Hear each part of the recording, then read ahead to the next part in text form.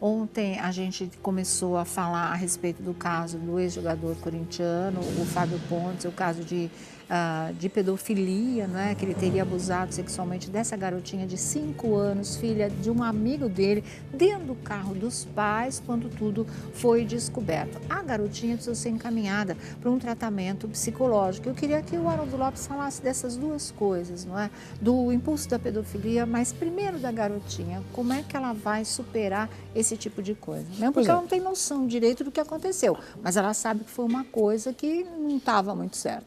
Pois é, ela não tem noção muito bem do que aconteceu, mas é aí que reside uma situação muito delicada. Porém, uma criança com 5 anos de idade, eu posso garantir a vocês que não fez ainda uma masturbação com começo, meio e fim, mas ela já percebeu, tanto do sexo masculino como do sexo feminino, que tocando em determinadas regiões é gostoso e até é saudável, que pai e mãe, quando percebem que a menininha está fazendo isso, desde que ela esteja no quartinho dela, que ela não esteja fazendo isso publicamente para chamar atenção, é perfeitamente saudável a criança descobrir o corpo dela. Porém, quando ela é tocada por um adulto, o problema é que, de certa forma, ela percebe que alguma coisa está errada, porque com 5 anos ela já tem a noção do gênero feminino que pertence, tem noção de finitude, e ela sabe que aquilo que está acontecendo, alguma coisa não está certa. Mas, de certa forma, também provoca um certo prazer. Então, o perigo de tudo isso é você linkar o prazer com a situação de erro. Entendeu? Entendi. São aquelas pessoas que, às vezes, no futuro, para ter um prazer sexual, tem que ter um erro por perto muito forte, como, por exemplo, apanhar, uma série de coisas que simbolize um erro para poder obter prazer. Então, a ciência, sabendo disso, já encaminha imediatamente para um tratamento psicológico, né? E escutar, desenhar, assim como daqui a pouco vocês vão ver aí um desenho dramático que fala muito da situação do caso que você já está anunciando, do garoto que se suicidou. Através dos desenhos também a pessoa, o profissional vai percebendo como é que aquilo repercutiu na criança. Em relação... Não, eu só queria falar assim, 5 anos ela já sendo encaminhada para esse tratamento, ela vai poder se recuperar bem emocionalmente, psicologicamente. Veja bem, é o que se supõe. Que cada pessoa tem uma estrutura. E veja que outra coisa, além de alguma coisa gostosa que estava acontecendo, mas que ela sabia que estava errado, gerou violência.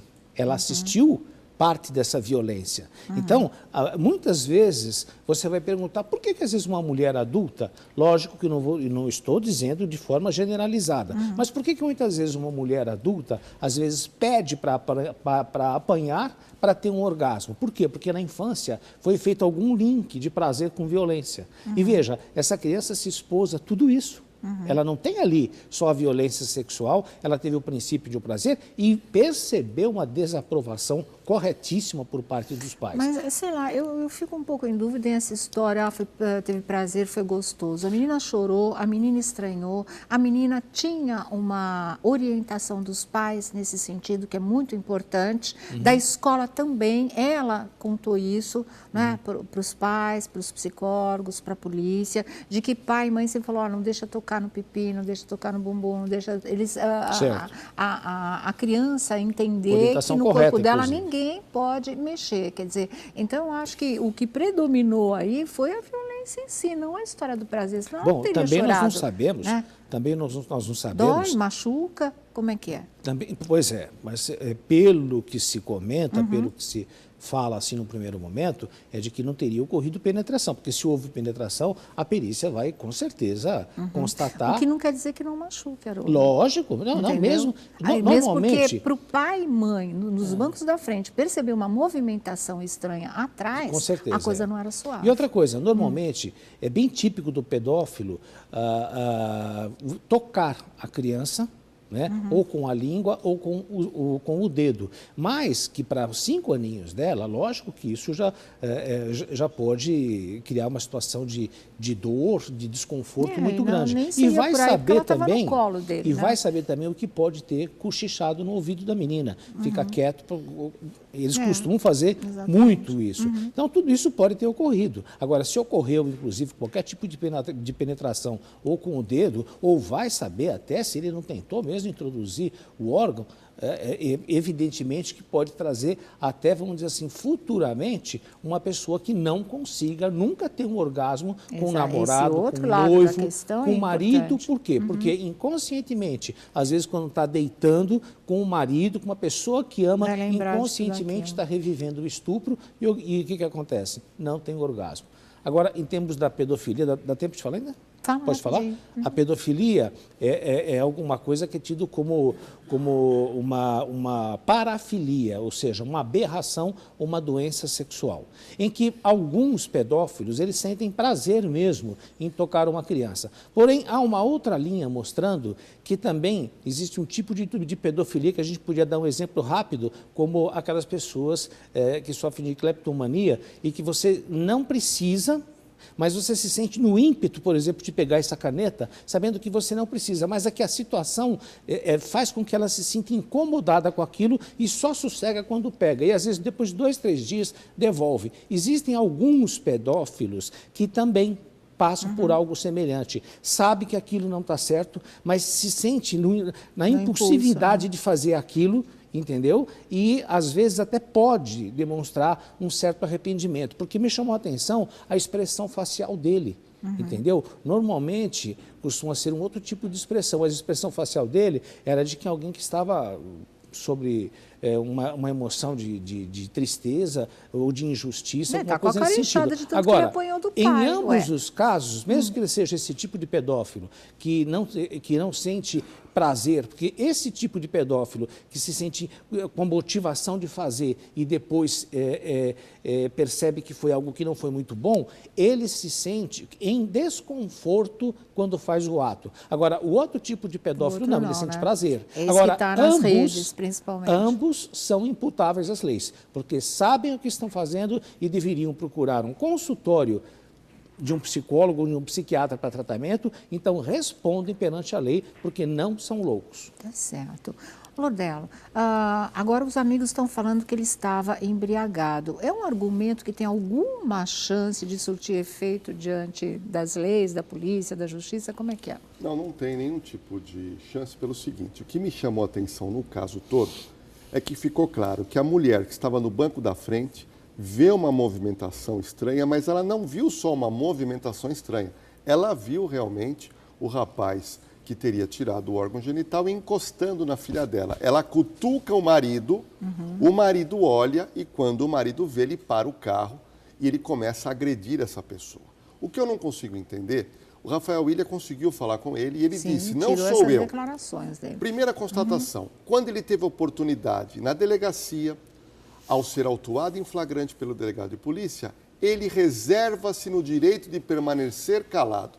Ora bolas, se você está sendo vítima de uma grande injustiça, a primeira coisa que você quer fazer, Sônia Abrão, é expor ao delegado, aos policiais, olha, eu sou inocente, isso é um absurdo. Então não, eu reservo-me no direito de permanecer calado. Outra coisa, ele é agredido e não reage. Então não é postura, a gente não estamos querendo dizer que ele já está condenado, não é isso. Não é postura de uma pessoa que está sendo acusada de um crime tão grave. Outro fato que nos chama a atenção, a menina foi ouvida. Sim. A menina Isso é importante, fala o que aconteceu e a gente não vai aqui expor o que a menina falou. Então você tem o depoimento de uma criança de 5 anos e hoje uma menina de 5 anos já sabe o que está acontecendo.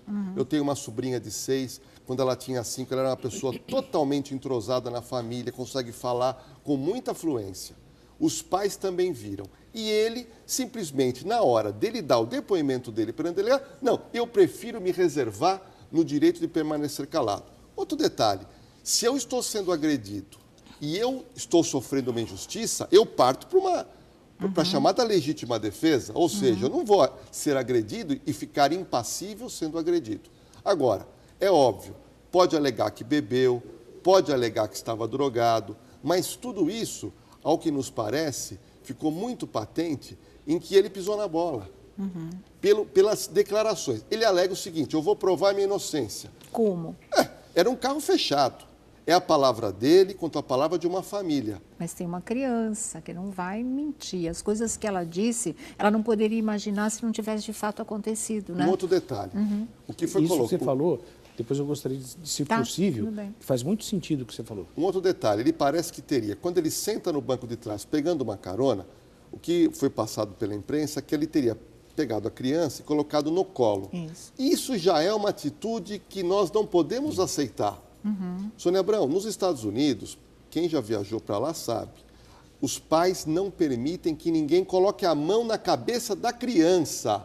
Aqui no Brasil é muito comum. Você vê uma criança desconhecida no shopping, nossa, que criança bonita, já pega e põe no A gente é colo. um povo afetivo, né? Mas acaba facilitando Em esse outros tipo de países, coisa. você não pode É. encostar. Agora, imagina, você vai dar carona para uma pessoa, atrás tem uma menina de 5 anos que não estava no cinto de segurança, ela deveria estar numa cadeirinha, na realidade estava errado. Com 5 anos Com já, 5 ainda anos, na ela tinha que estar cadeirinha. numa cadeirinha, não estava. Aí o rapaz, que é entre aspas, um desconhecido, põe a criança no colo. Já começou errado. Então, essa atitude dele de colocar no colo é uma responsabilidade que ele teve. E o que ele fez daí para frente foi relatado pela mãe, foi relatado pelo pai. E é óbvio, eu me coloco numa condição de pai, numa situação daquela, o que qualquer pai faria? Partiria Pra nervoso cima mesmo. para uma agressão física, que foi o que aconteceu. Tá certo. Quer completar? É que... Eu falei que o que ela descreveu, ela jamais poderia ter imaginado. É porque Isso, aconteceu mesmo. Porque as pessoas dizem assim, criança não mente. Não é verdade, gente. Criança mente, acrescenta e, às vezes, acrescenta a verdade à sua fantasia que ela está vivendo. Então, o que acontece? Como ela não escutou a declaração de pai e tudo mais, e quando ela foi perguntada, ela falou isso, ela não sofreu influência de nenhuma né? verdade. Ou seja, é bem provável que o que ela falou é o que realmente aconteceu mesmo.